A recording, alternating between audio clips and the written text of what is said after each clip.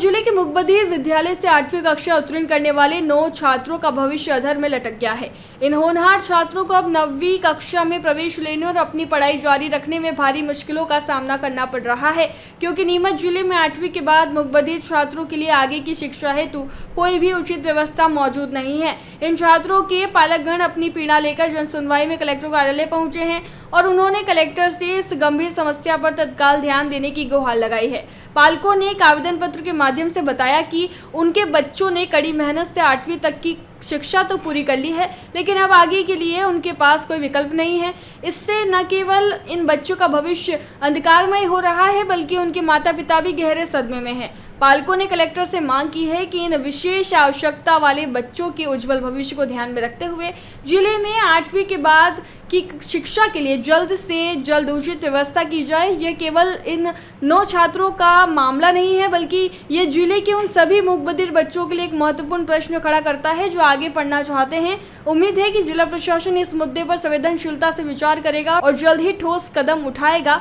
इस समस्या का समाधान न केवल इन छात्रों को शिक्षा का अधिकार दिलाएगा, बल्कि उन्हें समाज की मुख्य धारा से जोड़ने और आत्मनिर्भर बनने का भी अवसर भी प्रदान करेगा। कलेक्टर कार्यालय आए हैं, क्या समस्या है? हमारे बच्चे गूंगे बेरे हैं, श्रवणवादी।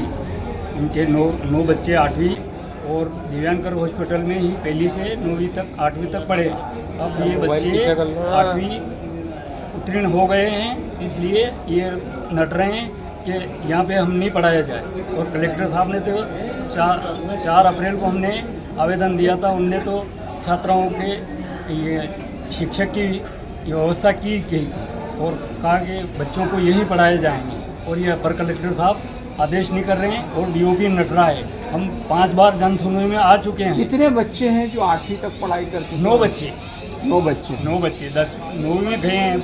ये अब इंदौर उज्जैन हम नहीं भेज सकते हैं, गरीब आदमी हैं और गूंगे बेरे बच्चे। आप क्या चाहते हैं? हम यहीं पढ़ाने चाहते हैं और ये इनका खर्चा शासन द्वारा मतलब गांव के हैं कि अलग अलग गांव के हैं। ये सब 4 जगह तो हम यहीं अलग अलग गांव के। क्या कहना क्या चाह रहे हैं? रेड क्रॉस वाले और कलेक्टर का क्या कहना है इसमें? कलेक्टर साहब तो 4 हैं, पर अपर कलेक्टर अभी कलेक्टर साहब बैठ नहीं रहे। अपर कलेक्टर मौज नहीं रहा, डीओ शासन डीओ नटरा कि नहीं रखें। इसमें क्या शासन खर्चा दे रही है? रेड क्रॉस के तो अध्यक्ष कलेक्टर ही है। हाँ, कलेक्टर ही है, उसको पावर है सर। ये 9 बच्चे इस गांव के, ये सभी अलग अलग गांव के 9 ही बच्चे। क्या नाम है आपका?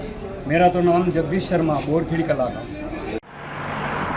जयराम जी, किशन काका, राम राम भाई, राम राम। क्या दोनों भाई बैठ के क्या हिसाब लगा रहे हो? ऊटी लहसुन के भाव आ गए क्या?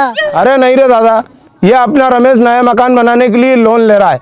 हिसाब किया तो पता चला कि लोन का पैसा तो ईंट और रेती में ही पूरा हो जाएगा। और अभी तो सीमेंट लानी है, सलिया लाना है, और तो ठेकेदार को भी पैसे देने हैं।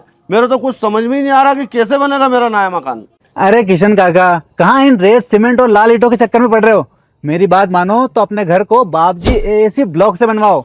इसमें ना सीमेंट और रेत की जरूरत होती है, ना ही तराई करने की झंझट। और लाल ईंटों के मुकाबले आपका मकान काफी तेजी से बनकर तैयार हो जाएगा। इससे आपके पैसे तो बचेंगे ही, साथ ही मजबूती ऐसी कि सालों साल देखने की जरूरत नहीं। और इससे आप अपना मकान ही नहीं, कुएं और खेत की बाउंड्री वॉल भी बनवा सकते हो, जिससे रोजड़ों की समस्या भी खत्म हो जाएगी। वाह भाई, ये तो कमाल की चीज है। फिर तो मैं अपना घर बाबजी ब्लॉक से ही बनवाऊंगा। और मैं अपने खेत की बाउंड्री वाल। ज्यादा जानकारी के लिए स्क्रीन पर दिए गए नंबर पर अभी कॉल करें। बाबजी एएसी ब्लॉक्स, स्टील से मजबूती।